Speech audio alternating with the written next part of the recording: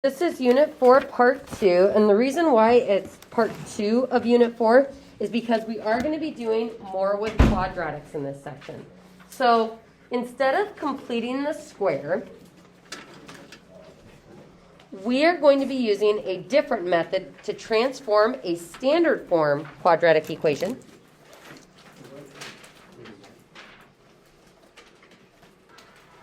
into vertex form.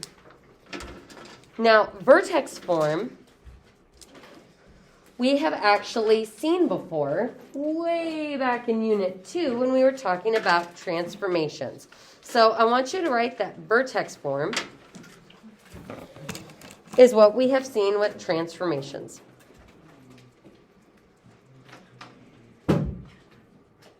It looks like y equals a times x minus h squared plus k, which I have written there next to the definition. So vertex form looks like this, where hk is the vertex. And I want you to put a little note by the h and put that this value always switches signs in the equation. And if we think back to what we did in the past with transformation rules, this makes sense because those inside transformations always did the opposite of what we would expect for the sign. So if this was x minus 3, it would go to the right 3 units, and our vertex would be at 3k. So sometimes out in the wild, you'll see quadratics in vertex form. Sometimes you'll see them in standard form. So we're going to go ahead and just compare and contrast these two equations. Standard form, SF, looks like y equals ax squared plus bx plus c. What do these equations have in common? The a value is the same in both, but not the b and the c values. So this is important because if you wanted to solve for the intercepts of vertex form, you wouldn't be able to use the quadratic formula because you wouldn't have all those a, b, and c values. Other similarities are they both have a squared associated with the x, and that's important because that's what makes it a quadratic. That little power of 2 with your input variable is what defines that as a quadratic equation. And then, of course, there's y equals. So we've got our output variable as well. But really, the main similarity between these two are the a value is always the same. So instead of going to vertex form by completing the square,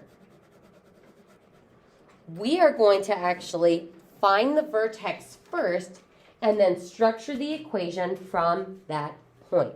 So a little review. How do we find the vertex from standard form? First, we find the axis of symmetry, which is x equals negative b over 2a. And that's what's going to give us the x part of our vertex.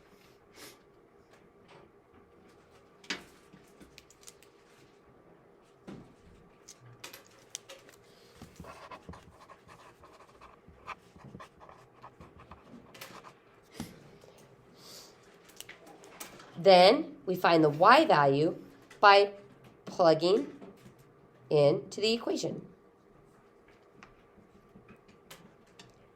Then, once I have the equation, we're going to switch the sign of the k value and put it back in using our a value and our h and k. So step 3, right down here. So use h and k and a value.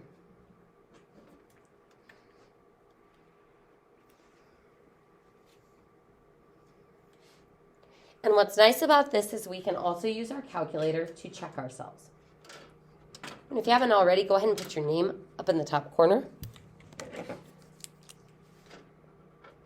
along with, I can do this, last unit of the term.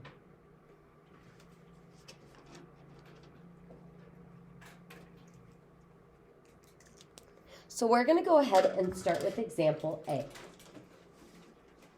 So first, is this in standard form? or vertex form? Standard form. We've got our ax squared, our bx, and our c. So this is currently in standard form. So to put it in vertex form, first we need to find the vertex. We start with finding our axis of symmetry since that leads us to the vertex. So nice review of the last unit. Our axis of symmetry is x equals negative b, so negative 6, over 2 times our a value, which is 1. Actually, folks, let's go ahead and explicitly write that our a value is 1, since we'll have to use that when we go to write our equation. So negative 6 divided by 2 is negative 3. So that's our axis of symmetry at x equals negative 3. And what that gives me is the x part of our vertex. So our vertex is at negative 3. How are we going to find the y value? We're going to need to plug it into the equation. So nice review of how to type things in on your calculator. Because this is a negative, what do we need to make sure we include? Parentheses. So parentheses when we're plugging it in with that exponent. So parentheses, little negative 3, caret button 2,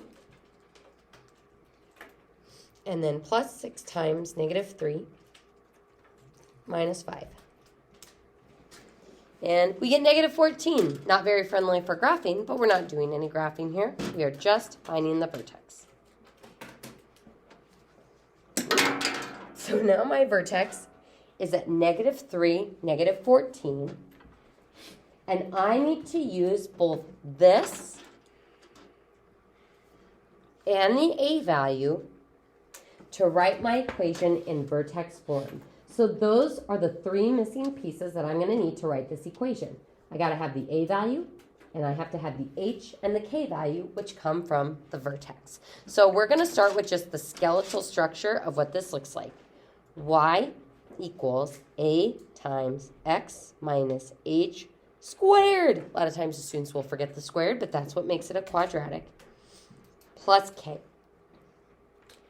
So y is going to stay open for output. What's our a value here? It's 1.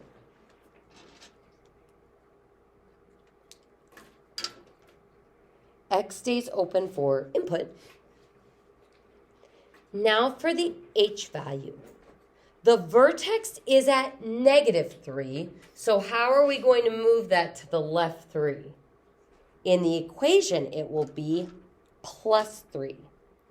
So going back to our transformation rules, plus 3 would move us left 3.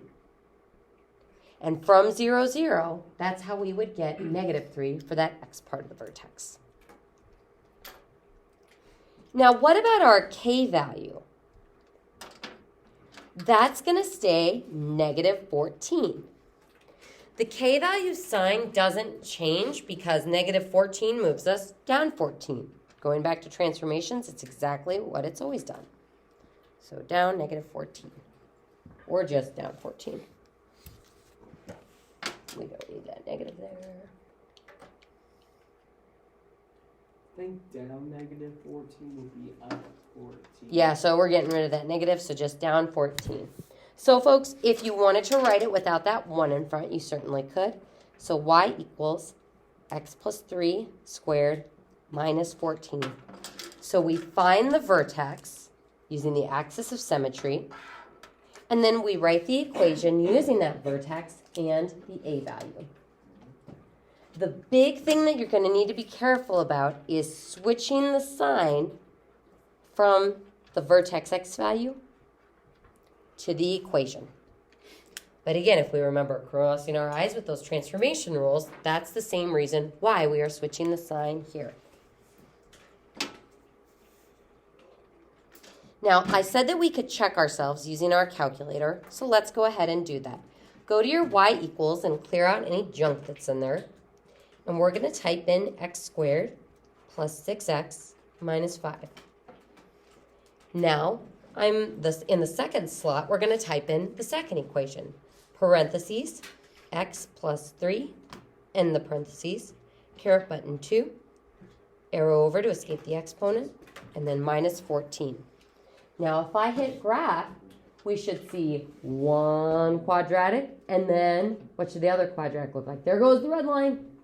It is exactly the same equation. So that's how you can check yourself. You could also zoom out a little bit and verify that your vertex is at -3, -14. So a couple of different ways you can check yourself, but folks, that's what we have the calculator for, is for checking. So let's go ahead and pull back for a moment and go through those steps one more time. We start with the axis of symmetry, just like we would if we were graphing in the last unit. That gives us the x part of our vertex. We plug that into our equation to find the corresponding y value, and then we use the vertex and the a value to write our equation in vertex form. Any questions so far? All right, let's go ahead and look at problem B. Now on B, is that in standard form or vertex form? Standard form again, we've got our ax squared, and don't forget that a value is the one thing that stays the same between standard form and vertex form. So I'm going to state my a value is going to be -2. And if we're worried about forgetting that, we can just scooch on down a ways and do y equals a times x minus h squared plus k. And we can just straight up put that -2 in for the a value right away. So it's kind of like with writing the equation of a line, we need the m and the b, we need the slope and the y-intercept. For this, we need the a and the h and the k value. So those are the items we are going to need to find. So I've got my a value. We need to find our h and our k value. So we start with our axis of symmetry.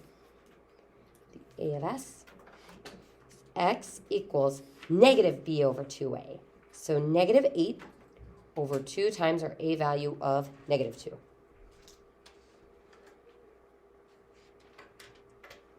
And that gives us -8 over -4, which is, careful, a +2. So that's my axis of symmetry, but it's also the x value of our vertex. So 2. So now to find the y value, we're going to plug 2 into our equation. Now, folks, to escape your calculator graphing screen, a reminder that you hit second, then mode to quit. That takes you back to your main calculator portion. So then plugging +2 in. So plugging 2 in, we'll have -2 times 2 squared plus 8 times 2 minus 3.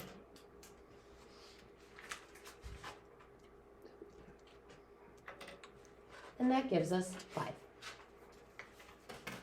So I didn't have to have the parentheses there around that 2 since the 2 was positive, but it doesn't matter if you overuse the parentheses, just don't underuse them.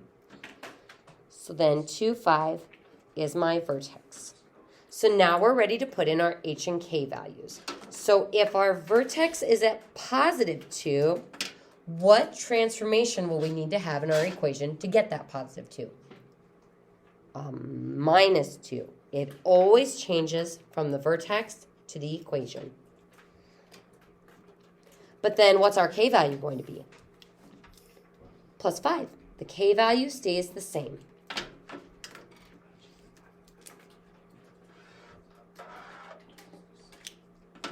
So this would be how we move right to. That's where we get the 2 from. And then up 5. And this is a great review of our other transformation rules as well, because again, when our term test? Next week, Wednesday and Thursday. Ours will be on Thursday. So just to go over that schedule again. Wednesday, you report for blocks 1 and 2, normal length of time as on a normal daily day. And then on Thursday, you will report to block 3 during first block time and block 4 during second block time. And you will take those 2 finals, and then those are both half days. You're dismissed the rest of the day. Friday, no school for you guys. So, folks, that is our equation. So going back to transformation rules, what is that 2 getting multiplied out in front doing? Vertical stretch by 2. Awesome. Vertical stretch by 2. And then what about that negative? That does something else. That's a vertical reflection. So that's what's kind of nice about cycling back to this is we're going back to when we first saw quadratics back in Unit 2, and now we're toggling between the two forms.